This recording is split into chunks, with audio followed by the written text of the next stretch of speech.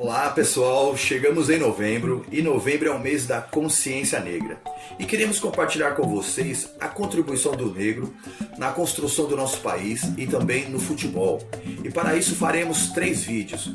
O primeiro vídeo a gente vai abordar a chegada do negro no Brasil, como isso aconteceu e que condições isso aconteceu.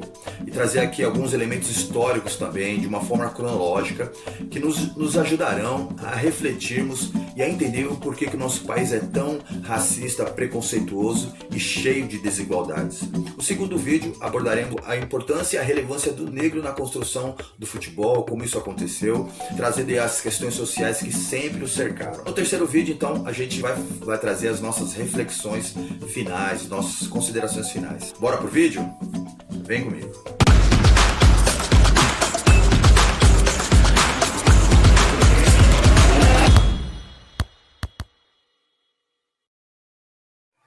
Bem, que os portugueses chegaram aqui no Brasil e posteriormente começaram a trazer os negros da África, isso não é novidade para ninguém. Mas vamos aqui descrever um pouco como isso se deu e de que forma e que condições. Os europeus eles intensificaram suas atividades escravocratas no século XVI até meados do século XIX. Estima-se que 12,5 milhões de negros vieram para as Américas, sob o domínio de colonizadores europeus, em sua maioria espanhóis e portugueses. E para o Brasil estima-se que vieram cerca de 5 milhões de africanos.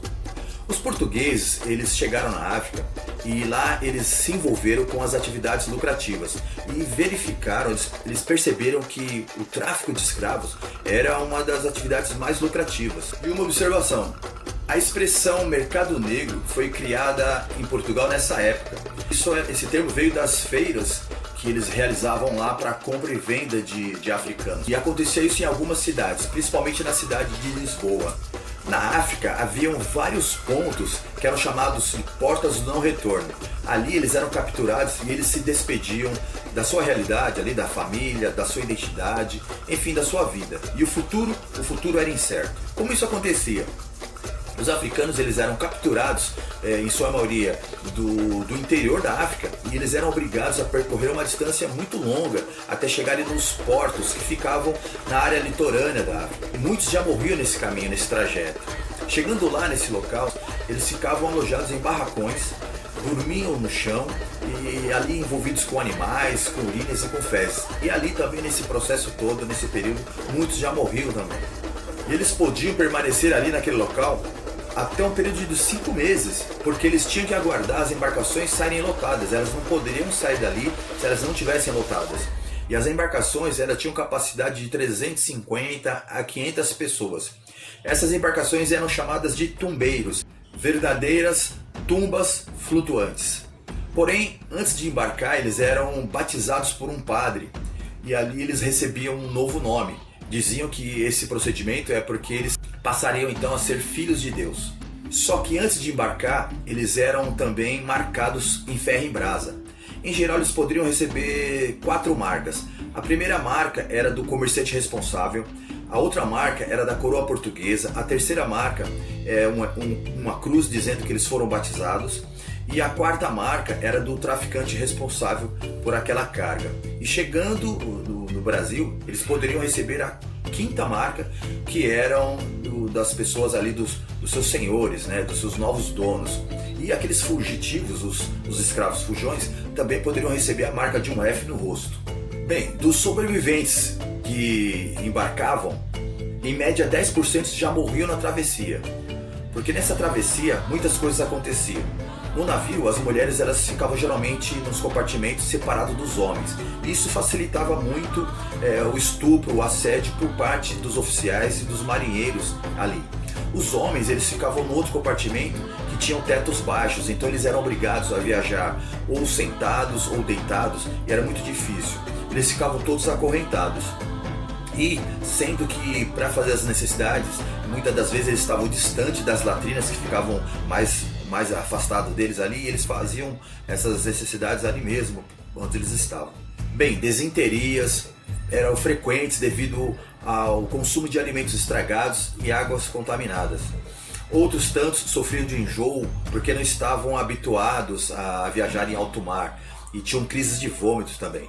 Era comum eles morrerem de doenças, febre amarela, varíola, e surto de depressão era frequente também, porque muitos paravam de comer e muitos se suicidavam se jogando ao mar. E os cadáveres, eles eram lançados ao mar muitas vezes sem proteção alguma para serem comidos pelos tubarões que cercavam as embarcações e acompanhavam essas embarcações. Chegando ao meio da viagem, a tripulação começava a preparar os escravos para poderem se apresentar em melhores condições para os seus compradores. Quando eles chegavam ao Brasil, eram apresentados ali aos leilões, e ali eles eram inspecionados em suas partes íntimas, nas arcadas dentárias, eles pulavam, e tudo isso para realmente testificar ali que eles estavam bem, em bom estado. Bem, no Brasil, a colônia de Portugal, para explorar as riquezas tropicais e minerais, começa então a exploração dos índios. Quando Cabral chegou aqui, havia de 3 a 4 milhões de índios. Aos poucos, essa mão de obra ela foi escrava, ela foi sendo trocada dos índios para os negros, porque os negros eles se adaptavam melhor ao trabalho escravo e eles tinham também um conhecimento melhor do que os índios. A Igreja Católica ela se opunha à escravização do índio, mas não à escravização do negro africano. Começava então para o africano um período de adaptação à sua nova vida, essa vida de escravo, num novo mundo. Então eles poderiam ter 2 prováveis destinos. Se fosse um escravo urbano, ele iria para a casa dos senhores, porém eles ficavam nos porões. Mas se fosse um escravo rural, ele era direcionado para as fazendas, engenhos de açúcar, e seria levado também para as senzalas, alojamentos coletivos de escravos. Trabalhadores domésticos, em sua grande maioria mulheres, que eram chamadas de mucamas, elas iriam para a casa grande. Bem, começa então ali uma grande dominação, torturas e outras formas de punições pelas resistências a essa escravização.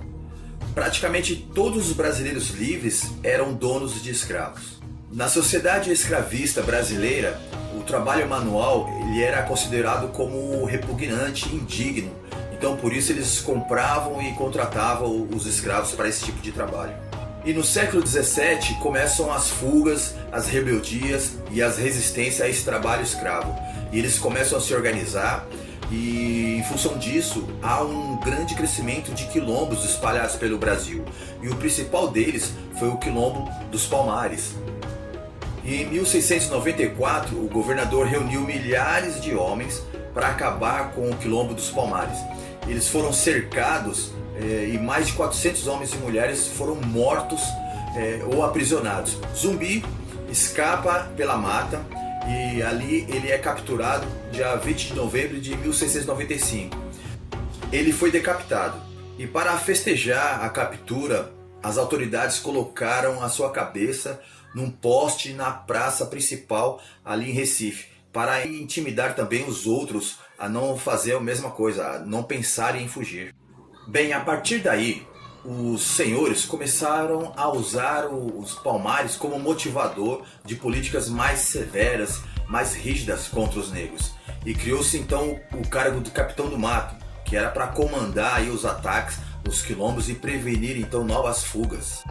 A história na construção do país mostra que o negro ele não veio só para trabalhar e servir. Eles tiveram um papel fundamental e civilizador. Foram ativos em transmitir aí a sua cultura. Nos engenhos eles aperfeiçoaram as suas técnicas de fabrico, tornaram-se mestres em cana-de-açúcar, contribuíram nas práticas e na criação do gado, nas teorias de mineração. E as mulheres negras, elas eram grandes parteiras, inclusive das crianças brancas também. Os negros com seus saberes, eles avançavam na criatividade, na culinária, na arte, na alegria, nas festas e, sobretudo, na parte cultural, na musicalidade, trazendo aí o samba e outros ritmos que ficaram marcados aqui no nosso país. E posteriormente na criação do carnaval também. Enfim, à medida que se misturavam na sociedade escravocrata, as políticas de segregação elas aumentavam e criou-se então a Constituição de 1824, promulgando aí várias leis. Vamos a elas? Em 1837, leis sobre instrução primária. Os negros não podiam frequentar escola pública. Em 1850, leis de terras. Negros não podiam ser proprietários de terras. 1871, lei do ventre livre. Filhos de mulheres escravizadas nascidos a partir desta data ficariam livres. Bom, se o filho é dependente da mãe, logo ele continua escravo. A realidade é que essas crianças, elas cresciam escravas e elas permaneciam assim até que a mãe pudesse ganhar a liberdade.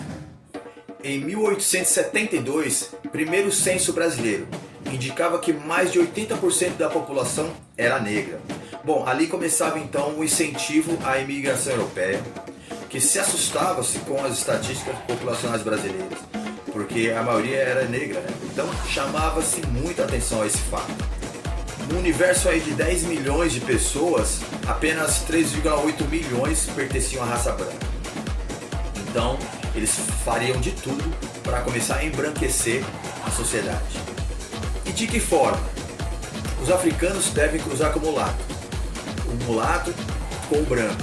E com essa miscigenação, o Brasil se tornaria aí um país branco em aproximadamente 5 gerações. Bem, continuando então nas leis. E em 1885, Lei do Sexagenário, que concedia liberdade aos escravos com mais de 60 anos de idade. Bem, e quem chegaria a essa idade, vivendo em condições péssimas, precárias? Muito difícil isso. E mesmo assim atingindo 60 anos de idade, eles deveriam trabalhar por mais 3 anos de forma gratuita para os seus proprietários. E alguns negros, por serem filhos de senhores com escravas e por terem sido criados ali pelos seus senhores, tiveram melhores oportunidades em estudar e buscar conhecimento e aprender alguns serviços burocráticos. Eles começam então uma ascensão social e começam a influenciar o espaço ali que eles começam a frequentar, na elite educacional, na literatura e na criação de uma imprensa. Eles começaram a criar uma própria imprensa. Então esses jornais eles eram comandados por negros, fortalecendo então aí o movimento de resistência por liberdade. E aí inicia-se o movimento abolicionista, primeiro movimento social de caráter popular no Brasil. Tivemos vários abolicionistas notáveis, como José do Patrocínio, Luiz Gama, Cruz de Souza, Maria Firmino, André Rebouças, Raul Pompeia e muitos também brancos e outras tantas pessoas comuns que ajudaram, né, nesse movimento, nessa articulação e se tornaram anônimos aí pela história. E em 1888 chegamos na Lei Áurea, né, a Lei da Abolição. Aboliu aproximadamente 800 mil escravos, apesar que a maioria já tinha conseguido aí a sua liberdade por meio da fuga, ou pela compra de alforria, ou através de movimentos abolicionistas negros. Foi uma lei para acalmar os ânimos internacionais, porque o país ele estava sofrendo uma pressão muito forte de outros países, e principalmente da Inglaterra, que ameaçava aí cortar as relações internacionais com o país se eles não aderissem à abolição. Então a abolição ela se deu nessas condições. Teve a abolição, porém as condições de trabalho elas permaneciam as mesmas por muito tempo. Foi uma lei só para dizer que aboliu. Daí que veio a expressão para inglês ver. O Brasil ainda foi o último país ocidental a abolir a escravidão.